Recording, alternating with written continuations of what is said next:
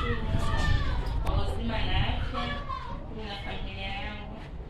Pia napenda kumshukuru Mungu kwa ajili ya mume wangu. Ameweza kupata kazi.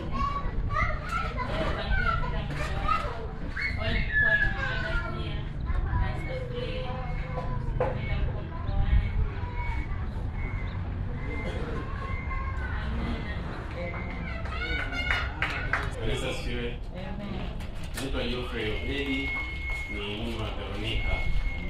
Na mshukuru Mungu, miezi mitatu iliyopita nilikuwa nafanya kazi Sinza, ni duka tajiri moja kwa masiku watu binafsi.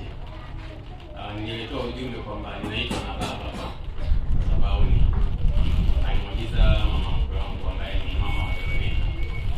Alipokuja kuniambia nilifika hapa akawa ameniita kwa ajili ya jambo jingine. Akatabilia hapa akatubariki, lakini nikamwambia kwamba nimefanya application ya kazi, naomba unimenee. Akaniambia utapata ambacho hujakiomba. Sikuelewa siku hiyo. Wiki moja baadaye nilitumiwa ujumbe kwenye email kwamba ninaitwa kwenye interview. Nilikuwa nimeomba hospitali inaitwa Gonja iko Same. Nilikuwa nimeomba nafasi ya wasifu. Nimetoka hapa nimeenda, nafika ujumbe ananiambia niende katika diocese ya Pare KKKT.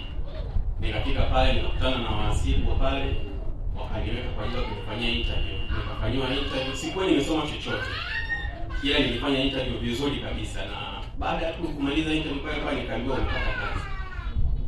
Nimetoka hapo nikiwa bado nasubiri pale nje, nikaitwa naitwa na askofu mkuu wa diocese pale. Nafika pale kwa askofu ananiambia umepata kazi kwenda kwa mwasibu katika hospitali yetu, lakini sasa uende kwetu. Nataka ukafanye kazi sehemu nyingine. Kazi niliyoipata ni tofauti na niliyoomba. Nafanya kazi sasa hivi katika shirika linaloitwa Compassion International. Linadili na watoto. Ninaenda kwa msimamizi wa fedha, kituo ni kipya, mimi ndo boss pale.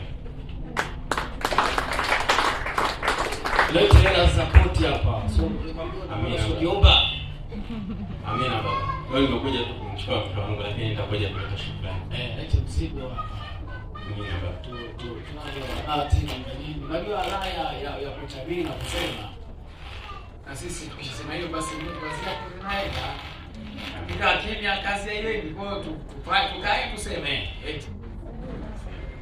Sasa unasema sasa gani? Bwana Geoffrey